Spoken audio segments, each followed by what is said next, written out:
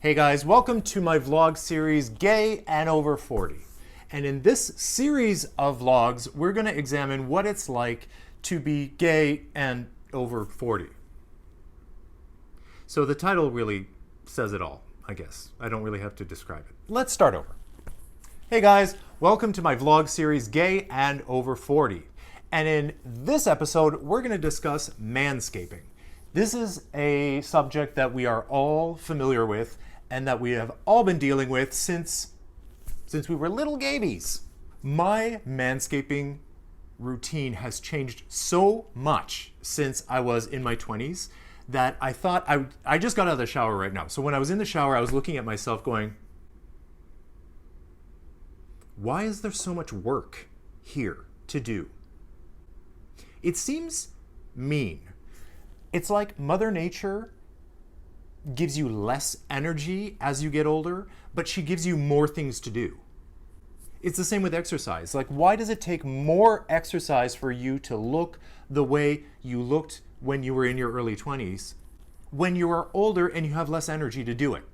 Same with grooming. Like, I have more to do now than I did in my 20s, and I have less energy and less time to do it in. Tell me if you can relate to any of these things. Like, first of all, let's talk about the hair. Well, I'm growing my hair out now, so. And it's a pandemic, so we don't have to worry about like cutting it so much. But I remember like when I was in my early 20s, I didn't care. I would use whatever product I had to use to get my hair to look how I wanted it to look. And I remember people were like, oh my God, how much hairspray are you using? How much gel are you using? And it didn't even occur to me to use less. I didn't care if I was damaging my hair. I was gonna do whatever it took to get the look that I wanted. And I didn't care how it felt. Well, not that everyone was touching my hair, but you know what I mean. Like, I didn't care that it was soft and bouncy and healthy and so. No, I wanted to freeze it. And this is also a reflection of the time. Like, so if you're around my age and you're in your 40s or over, then you remember like the late 90s, early 2000s. Hi, I know, you're gonna get cozy? He's gonna get cozy and he's gonna have a nap right beside me. Say hi, Maluma. Okay, have a little nap. He's gotta be glued to my side like 24/7. Anyway, late 90s, early 2000s was all about just like locking looks into place. You know what I mean? It didn't matter about like being healthy. If you were like young and gay, you just wanted to look good. It's almost like you wanted to be a picture instead of a person. Almost like a static image and just like, and then just look great. And it didn't matter like if the hair got or felt good to the touch. So like I said, I would use like extra hold lock gel and I would have like a spray kit. And I got really good at it too. Like I had the, what is this? I mean, I'm churning butter. This is a blow dryer. So for future, if you ever need to mime what a blow dryer, I'm moving it because I'm like this. This is the action for blow dryer from now on. But I would blow dry and then I would like freeze it into place with the extra hold freeze hairspray that was just basically glue. And I didn't care. And I remember never using conditioner. Like I literally was like, why? What is conditioner? Why do people use conditioner? This is such a waste of time, waste of product. Why? But now that I'm growing my hair out, I use conditioner a lot because now I realize what conditioner does. When your hair is like this long, I guess you don't really need conditioner. And I was at that age where I was like, conditioner? I don't even know her. But now that I'm in my 40s, I care about things like healthy hair. I care about split ends. I care about having dry hair. So I've got a special, oh, never mind, I've got gray hair. So now I get it professionally, get the gray covered, right? Which also was a battle because I was like, when should I start coloring my hair? Because I feel like once you start, it's a hard road to go back from. So I actually started with the box. I would buy the box and do it myself. And then it was just like helmet, like a black helmet. Like I looked like Rudy Giuliani, and it was like leaking down the side of my face. Actually, that never happened to me. That I can't believe that's even a thing. Like Death in Venice, where the guy dies on the beach and he's like, his hair dye is like, that's how I felt I was going to look. So I got it professionally. So I go to a professional guy and he does it professionally. So I'm not worried about that. But so I'm covering my grays. I have a special color treated shampoo.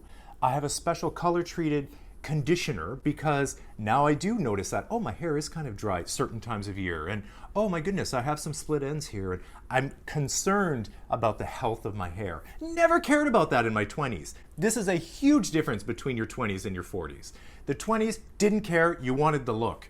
40s, you're like, I want to look good, but I want to have healthy hair too. And when I was in my 20s, during that time, it was all about smooth. Everyone was smooth. Nobody had body hair. So that is also going to play into 20s versus 40s. Stylistically, how the look has evolved for gay men. But back then, it was all about bronzed skin. Everybody was super tanned. We all looked like fried chickens. We were all super smooth. Like nobody had any hair. Like underarms, pubes, nothing. Everyone was just bald, head to toe. We were all like Ken dolls. Like that was the ideal, was just being like a plastic Ken doll. And that has changed now. So on my face, I would always shave. And now I have a beard. But because I'm in my 40s, I have white. White, white, white, white, white, white, white. White, white, white, white, white, white. White. Betty White. Betty White. But can we talk about eyebrows for a second? Because when I was in my 20s, and this is a reflection of the time also, I was plucking, like really cleaning it up in there. Because for me, we all wanted to be Ken dolls. Everything had to be super clean, like no hair anywhere. So I'm plucking. And you know that look where it's just like, oh, that guy plucks his eyebrows. And now, I mean, basically it's mainstream. You see so many metrosexual guys plucking their eyebrows, a lot of Latino men plucking their eyebrows, like super clean lines, and everything is just super. That's how it was back then. Now, I just leave it sort of a natural look, but what I'm noticing, and I don't know why Mother Nature, again, is so mean to us, why do I have eyebrow hairs that just keep growing, and just like random ones, and it's so subtle that you don't see it when you look in the mirror, but you'll be brushing your teeth or something, and then sort of turn to the side, and then you see this one rogue eyebrow just like shooting off your face. Why would Mother Nature do that to us? It seems really cruel.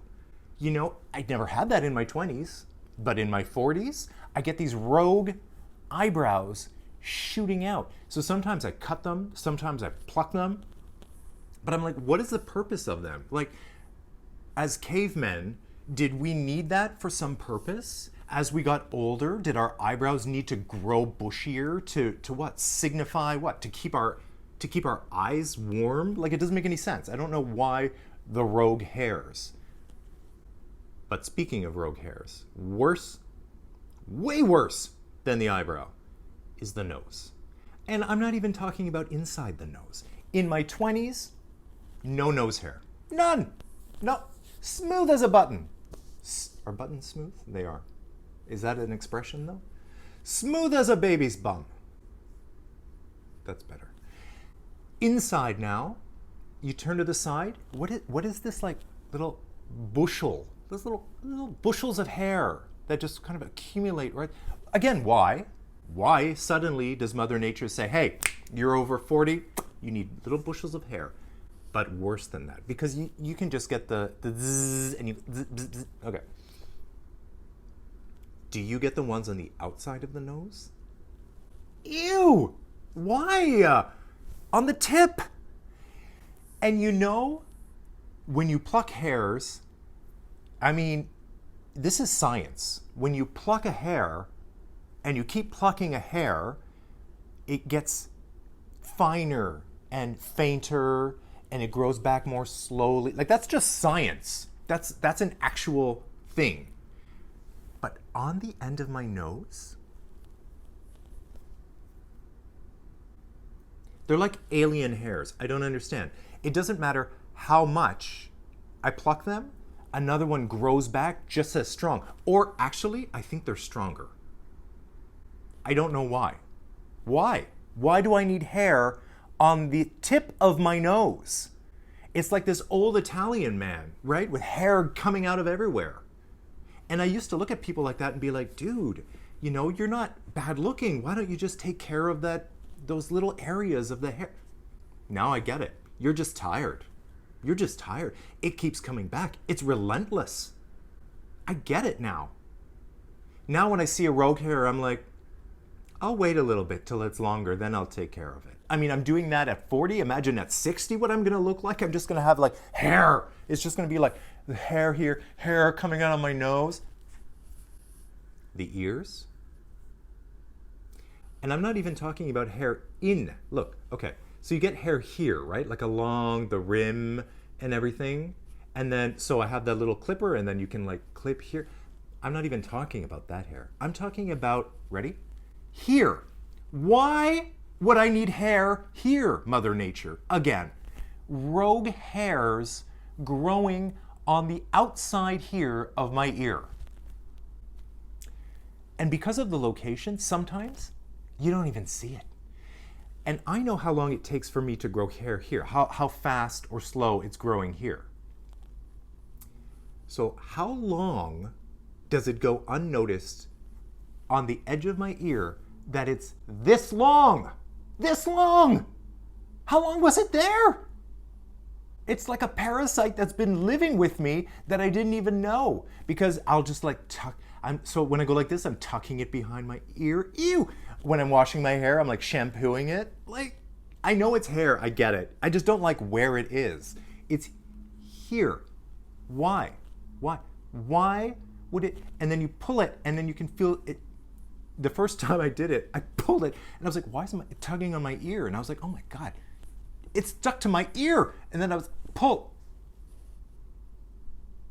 So those ones are rare, but when they happen, I'm like, how did I not see this? How did this go unnoticed? In my 20s, no ear hair, nope. In my 40s, rogue ones up here, hair in here. You have to buy all of these like special trimmers and contraptions to take care of everything. Oh, and then I forgot, on the lobes too. Why do I need black hair on the lobes? Does anyone, let me know if you guys are like this. Like, I can't be the only one, right? Is it because I'm part Italian? And then one time when I went to get my hair cut recently, or just like trimmed and stuff, I looked at the back of my neck. Why? When I was in my 20s, I just had the normal like little hair that comes down. In my 40s, this has now like traveled down. It goes down and then it's traveling like, and not like a huge patch, but like, why do I have hair here and it goes down and it's going down?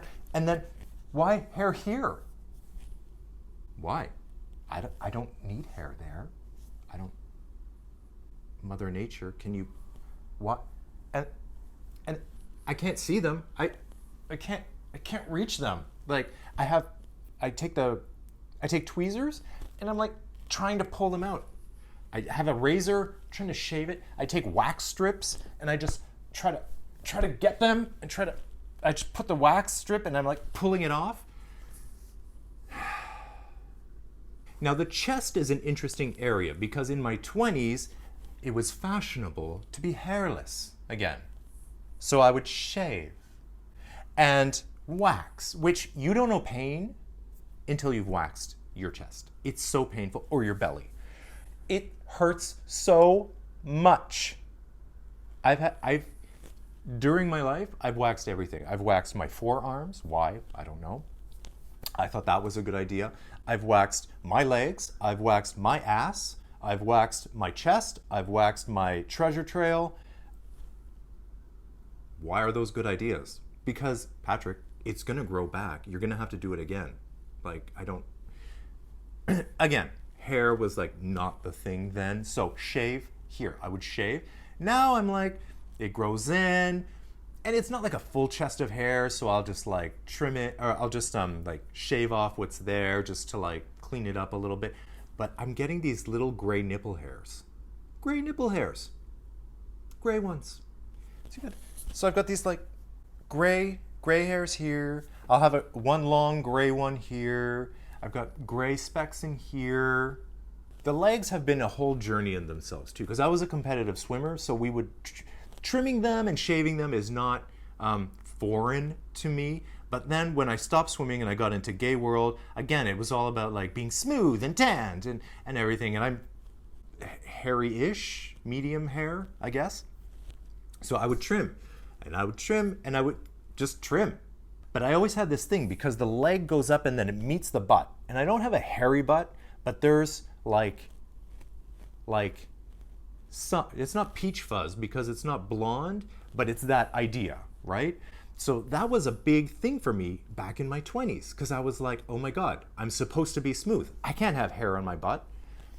The lengths I went to take care of the hair on my ass, it's ridiculous. Like, I bleached it so that it was like peach fuzz because I thought, well, if it's blonde, which is ridiculous because, I mean, the hair everywhere on my body is black.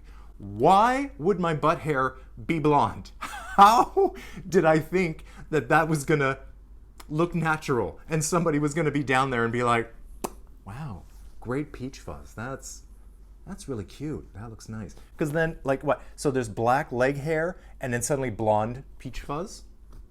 And it wasn't even blonde because I bleached it, so then it was like orange because it was like dark before. So it's not like it just turns blonde. It was like orange.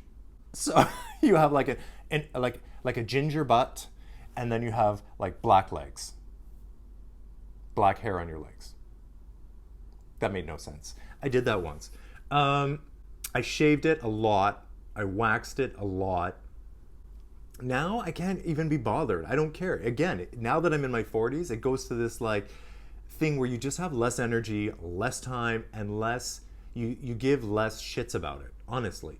So now I've just left it. I don't even know what's going on down there, actually. I should probably go take a look. I'll be right back. I used to squat over hand mirrors. I used to have a full-length mirror and I would just lie on my back with like my legs in the air, like behind my ears, just so I could get a good look and really see what's going on in there. And like I said, hey Malu. And like I said, it was the time when like everything was supposed to be super clean. So there was not one hair to be left in that area, which is super uncomfortable and hard to do and hard to maintain and hard to keep up. So if you're doing that, kudos to you. I don't know how you do it, but I gave up a long time ago, and not that I don't pay it any attention. I mean, I'll go in there with a trimmer, you know, when I'm in the area, but do I visit it that often? Meh. It's kind of like my family at this point. Should I visit more often? Yeah. But it is what it is. But we can't talk about manscaping, obviously, without talking about your pubes and your balls. I don't remember when I started shaving my nutsack, but once you start, you can't really go back, in my experience. Because once you start shaving and it starts coming in, it's like that sandpaper and it's like grating and it's really uncomfortable. And it's just reminding you, hey, guy, you need to get back down here and shave again. It's time to bring the razor back down. Shave, please. And then, but if you can get through that scratchy window and you let it come back in, it's just a mess. There's just hair everywhere. Like, I don't know, the style back then was bald. I don't even know what's in style anymore. See, that's the problem when you're in your 40s too. You kind of lose track of like what's in, what's out, and you kind of care less and start to do your own thing because you know your body, you know what looks good on you, and you're like to the trends, you know? I mean, you'll try a little bit, and if it works for you, you keep up with it. But, you know, by your 40s, you know what works for you. So, you know what? You take a razor, it takes 2 seconds. Now the pubes, that is something that has changed because much like the hair on other parts of my body, that's changed. Like, why is my pubic hair lighter and thinner? It's funny because back in the day when I didn't want so much hair, the hair was thick and dark and luxurious and healthy and glossy. Now that I don't care, and in fact, I enjoy a little bit of hair, the hair is brittle and thin and light, and there's gray ones. And like, so really, I've done it backwards. If I could go back, I would just embrace the hair. You know, I would just be like full on pits and pubes and then sort of lean into this brittle, dry, sad, gray hair that's happening now. Oh, and we have to talk about underarms. This is a huge, underarms are huge because there's such a fetish for some people. So I find the scope of like what people like with underarms is so, some people do not want hair at all. They just want bald hair. And then some people just like full bush, they want smell, they want man funk. And again, going back to the late 90s, early 2000s, it was all clean. Like if it wasn't bald there, then it was trimmed to an inch of its life. It was like a soupçon of hair, just a touch of hair, just to say, hey, oh, by the way, you're in a man pit. You're not in a woman's armpit. It's just like a frisson of hair, right? But now I'm like, okay, can't be bothered again. And so now it's just like, I just let it go till it's too much, and then I just trim it. So, in conclusion, manscaping in your 20s is a lot about fitting into trends and pleasing others. Manscaping in your 40s is more about doing what you know looks best for you, what looks best on you, what is best for you, what you like, what is good for your body, what is good for you, and cleaning up all the little rogue hairs. I should just let them grow and show you one. Ew, no, I can't do it. I can't do it. I won't do it. Don't ask me to do it. I'm not gonna do it. Okay, so let me know in the comments what your manscaping regime is like. Has it changed from when you were in your 20s to now that you're over 40? How has it changed? And what do you do? Thank you so much for watching. This is the first vlog in a series of gay and over 40. We're gonna cover lots of topics. Actually, if you have any ideas, also let me know. You can email me or just down in the description, down in the comments, just let me know if you have any topics that you wanna cover for gay and over 40. If you liked this, give me a thumbs up, subscribe if you haven't, and share it with your friends. Thank you, and I will see you next time. Mwah!